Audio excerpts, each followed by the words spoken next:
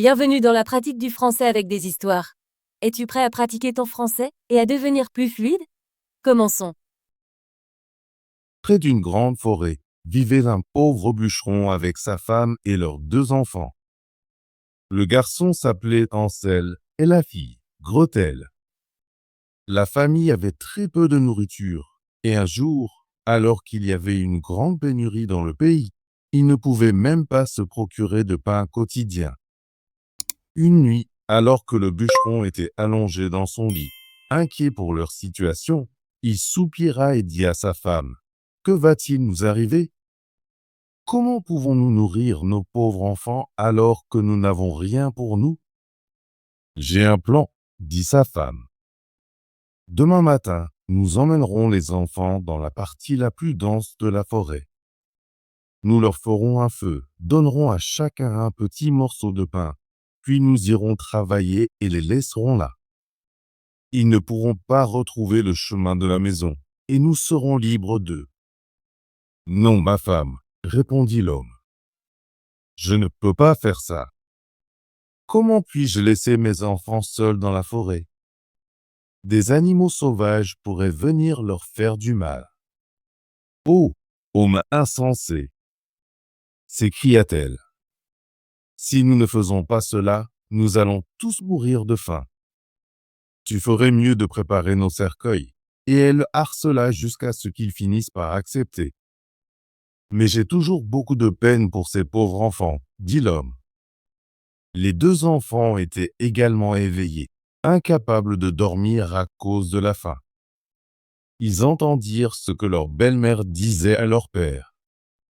Gretel pleura et dit à Ansel, « Maintenant, c'est fini pour nous. »« Ne pleure pas, Gretel, » dit Ansel. « Je vais trouver un moyen de nous aider. » Après que leurs parents se furent endormis, il se leva, mit son manteau, ouvrit la porte et sortit discrètement. La lune brillait intensément, et les petits cailloux blancs devant la maison scintillaient comme des pièces d'argent. Ansel en ramassa autant qu'il put mettre dans sa poche. Puis il rentra et dit à Gretel, « Ne t'inquiète pas, chère sœur, et dors bien. Dieu nous aidera. » Il se remit au lit. Quand le matin arriva, avant que le soleil ne se lève, leur mère les réveilla en disant, « Levez-vous, enfants paresseux. Nous allons dans la forêt ramasser du bois. » Elle leur donna à chacun un petit morceau de pain en disant, « Ceci est pour votre déjeuner, mais ne le mangez pas avant, car vous n'aurez rien d'autre. » Gretel mit son pain sous son tablier tandis qu'Ansel cachait les cailloux dans sa poche. Puis ils partirent tous ensemble vers la forêt. Après avoir marché un peu, Ansel s'arrêta et regarda en arrière vers la maison, répétant ce geste encore et encore. Son père dit, « Ansel, pourquoi regardes-tu là-bas? Fais attention et continue de marcher. »« Oh, père, » dit Ansel, « je regarde simplement mon petit chat blanc sur le toit en lui disant au revoir. » La mère dit, « Imbécile! Ce n'est pas ton chat.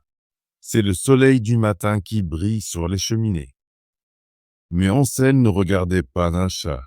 Il faisait tomber secrètement les petits cailloux blancs de sa poche sur le chemin.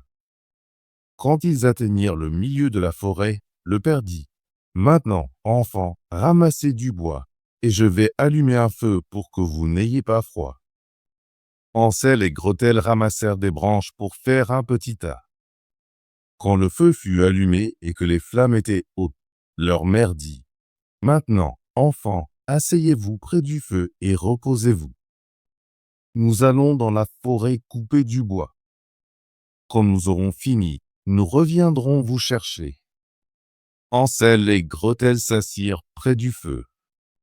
Quand midi arriva, ils mangèrent chacun un petit morceau de pain, pensant que leur père était à proximité puisqu'ils entendaient des bruits de haches. Mais ce n'était pas leur père. C'était une branche attachée à un arbre qui se balançait dans le vent. Après être restés là longtemps, ils s'endormirent. Quand ils se réveillèrent enfin, il faisait sombre dehors. Gretel se mit à pleurer et dit: Comment allons-nous sortir de cette forêt maintenant?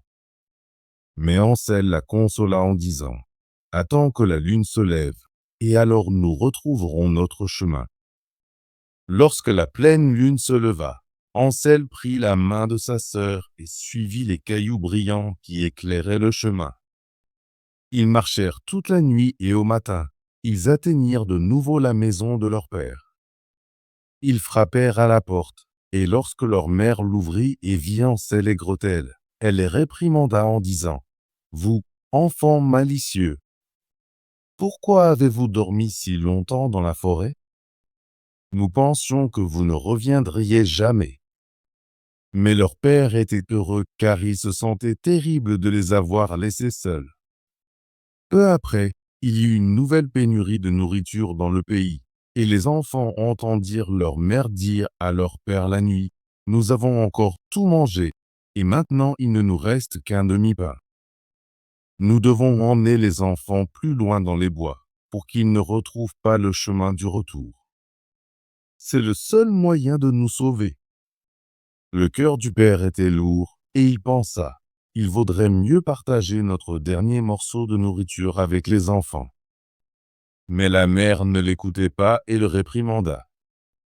Il avait accepté son premier plan, donc il dut accepter à nouveau. Les enfants étaient toujours éveillés et entendirent leurs parents parler. Quand les parents s'endormirent, Hansel voulut sortir pour chercher d'autres cailloux, comme il l'avait fait auparavant. Mais la mère avait verrouillé la porte, et il ne pouvait pas sortir.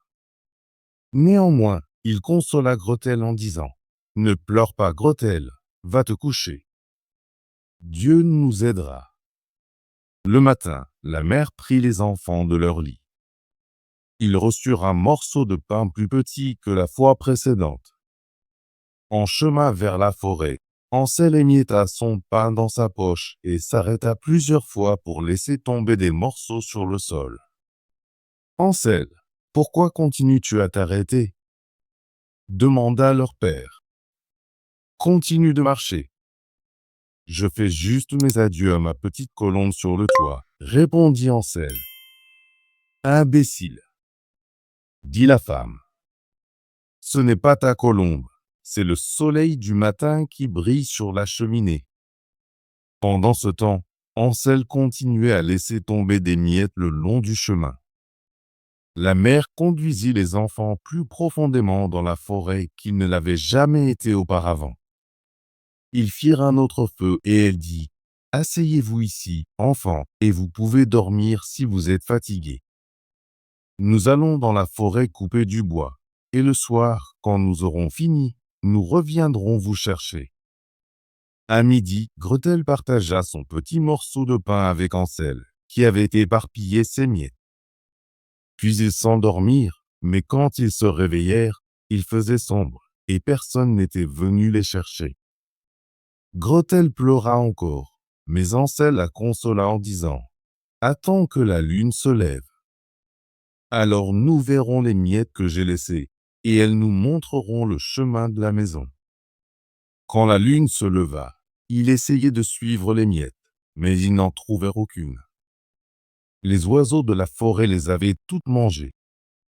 Hansel dit à Gretel: Nous trouverons bientôt le chemin, mais ils ne purent pas. Ils marchèrent toute la nuit et toute la journée suivante, mais ils ne trouvèrent toujours pas le chemin de sortie de la forêt. Ils avaient très faim, ne pouvant manger que quelques bas. Enfin, fatigués et faibles, ils s'allongèrent sous un arbre et s'endormirent. Cela faisait 3 jours qu'ils avaient quitté la maison de leur père. Ils recommencèrent à marcher, mais continuèrent à s'enfoncer dans la forêt. Si aucune aide ne venait bientôt, ils mourraient de faim. À midi, ils aperçurent un joli oiseau blanc perché sur une branche, chantant une belle mélodie. Ils s'arrêtèrent pour écouter, et quand il eut fini, l'oiseau s'envola. Ils le suivirent jusqu'à une petite maison en pain, couverte de gâteaux, avec des fenêtres en sucre transparent. Mangeons, dit Hansel. Je vais prendre un morceau du toit, Et toi, Gretel, tu peux avoir un peu de la fenêtre. Ça aura un goût sucré. Ansel arracha un morceau du toit pour le goûter, et Gretel se pencha contre la fenêtre, grignotant les carreaux. Soudain, une voix douce appela depuis l'intérieur de la maison. Grignote, grignote, mordit. Qui grignote ma petite maison? Les enfants répondirent. Le vent, le vent, le vent venu du ciel, et continuèrent à manger sans s'inquiéter.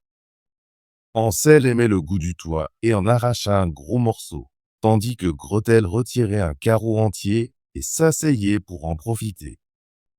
Soudain, la porte s'ouvrit et une vieille femme qui semblait très âgée et marchait avec des béquilles sortit. Ansel et Gretel eurent si peur qu'ils laissèrent tomber ce qu'ils avaient. La vieille femme sourit et dit « Oh, mes chers enfants, qui vous a amenés ici? Entrez et restez avec moi. Aucun mal ne vous arrivera. » Elle prit leurs mains et les conduisit dans sa maison. Là, elle leur servit de bons plats, du lait, des crêpes, du sucre, des pommes et des noix. Ensuite, elle leur montra 2 jolis petits lits avec des draps blancs propres. Ansel et Gretel s'y allongèrent et pensèrent qu'ils étaient au paradis. Mais la vieille femme faisait semblant d'être gentille. C'était en réalité une sorcière maléfique qui attirait les enfants chez elle pour les manger.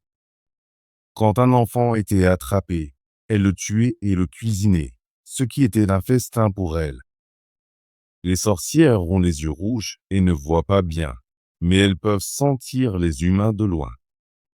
Quand Ansel et Gretel s'approchèrent d'elle, elle rit en disant « Je les ai, ils ne m'échapperont pas. » Tôt le lendemain matin, avant que les enfants ne soient réveillés, elle les vit dormir avec leurs joues potelées et roses.